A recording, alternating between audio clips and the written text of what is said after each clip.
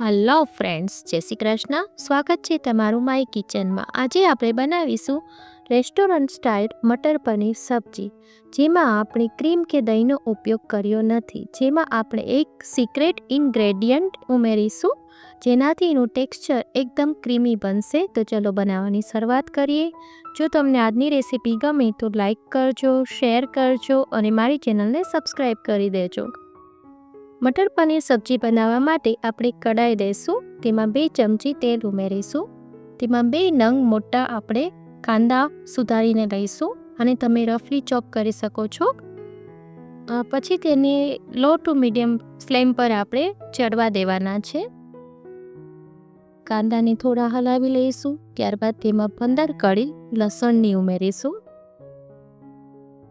બધું આપણે થોડું ચડવા દેવાનું છે. ત્યારબાદ તેમાં 1 ઇંચ આદુનો ટુકડો ઉમેરીશું. પછી 2 નંગ લીલા મરચાં ઉમેરીશું.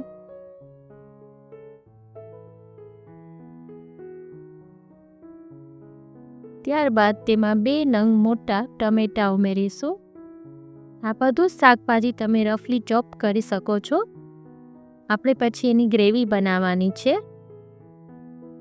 જો આમાં ટમેટાં ઉમેરી અને એને થોડું હલાવી લઈશું. ત્યારબાદ તેમાં 1 ચમચી મીઠું ઉમેરીશું. મીઠું ઉમેરી અને પાછું એને થોડું હલાવી લઈશું અને ચડવા દેવાનું છે. ત્યારબાદ તેની અંદર જે કોથમીરની દાંડી આવે છે તે 10 થી 12 કૂણી કોથમીરની દાંડી લેવાની છે અને એને પણ એમાં ઉમેરીશું. પછી 1 કપ લીલા ધાણા ઉમેરીશું. હવે આ બધું જ આપણે ચડવા દેવાનું છે.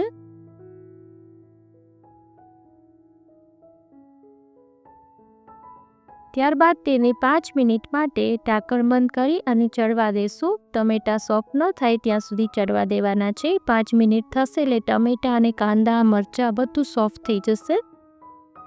જો આ એકદમ સરસ સોફ્ટ થઈ ગયું છે. હવે એને નીચે ઉતારી લઈએ અને ઠંડુ થવા દઈએ. હવે આમાં ઉમેરવા માટે આપણે મસાલા તૈયાર કરીશું. એને ઘરે જ બનાવીશું. એમાં એક કડાઈમાં 1 ચમચી જીરું, 1 ચમચી ધાણી લઈ અને શેકવાનું છે.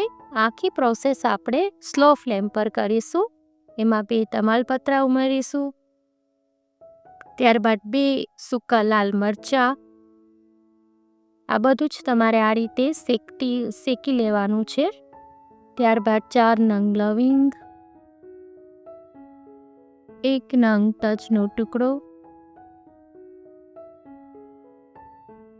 2 ઇલાયચી લઈશું. એને આ રીતે આપણે તોડીને ઉમેરીશું.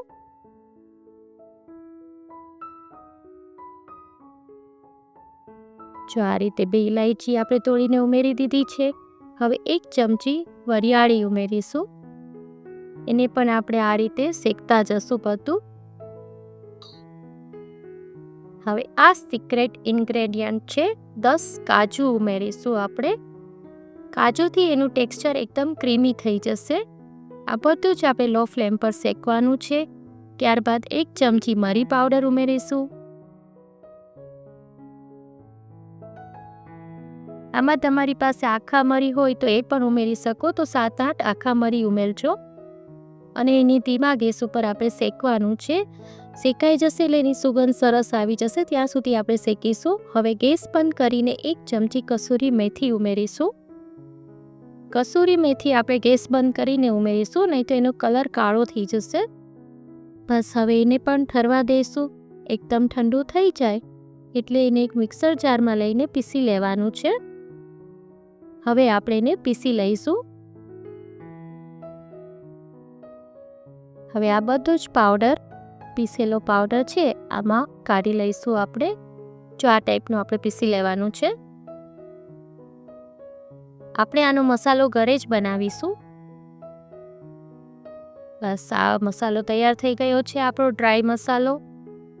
હવે આપણે જે ટમેટાં અને કાંદા ને બધું જે તૈયાર કર્યું હતું એને આપણે પીસવાનું છે. ઠંડુ થઈ ગયું છે. હવે એને એકદમ સ્મૂથ પેસ્ટ થાય ત્યાં સુધી પીસી લેવાનું છે. જો આ સરસ પીસાઈ ગયું છે. આપણી પેસ્ટ સરસ તૈયાર થઈ ગઈ છે. જો આ ટાઈપની ગ્રેવી આપણે રાખવાની છે. હવે એને પણ એક બોલમાં કાઢી લઈશું. તમને બીજી પંજાબી સબ્જીની રેસીપી જોઈતી હોય તો મેં કમેન્ટ બોક્સમાં તેની લિંક આપેલી છે. જો આ આપણી ગ્રેવી તૈયાર થઈ ગઈ છે. હવે જારમાં પણ થોડું પાણી નાખી અને આપણે લઈ લઈએ.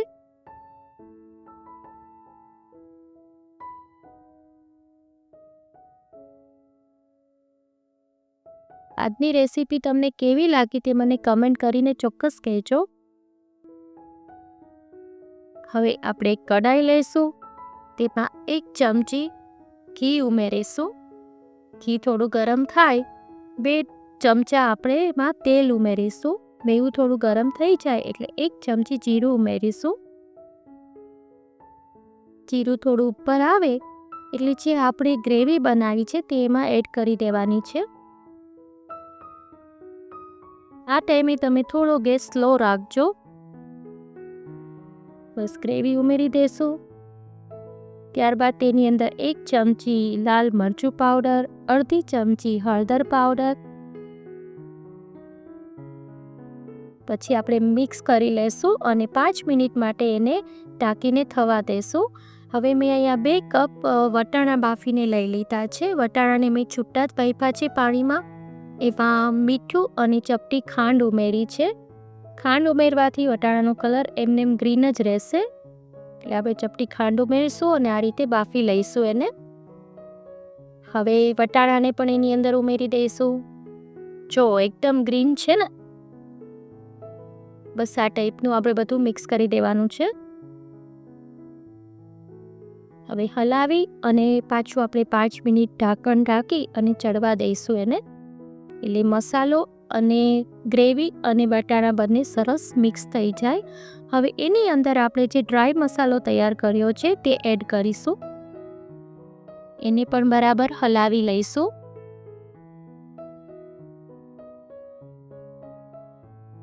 પાછું ઢાંકણ ઢાંકી અને આપણે 2 થી 3 મિનિટ માટે એને ચડવા દઈશું. એટલે બધો મસાલો સરસ મિક્સ થઈ જાય.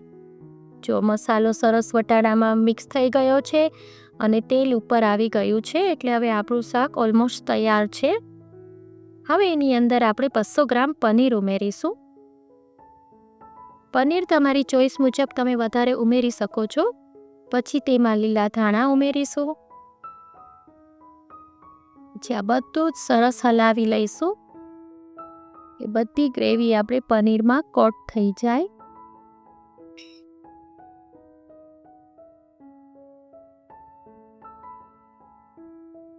હવે એની અંદર 1 ચમચી ઘી ઉમેરીશું. ઘી ઉમેરી અને તરત આપણે ઢાંકણ બંધ કરી દેવાનું છે, જેથી ઘીની સુગંધ એની અંદર આવી જાય. હવે આપણે 2 મિનિટ પછી જોઈ લઈએ. જો સરસ એમાં મિક્સ થઈ ગયું છે. હવે એને બરાબર હલાવી લઈએ.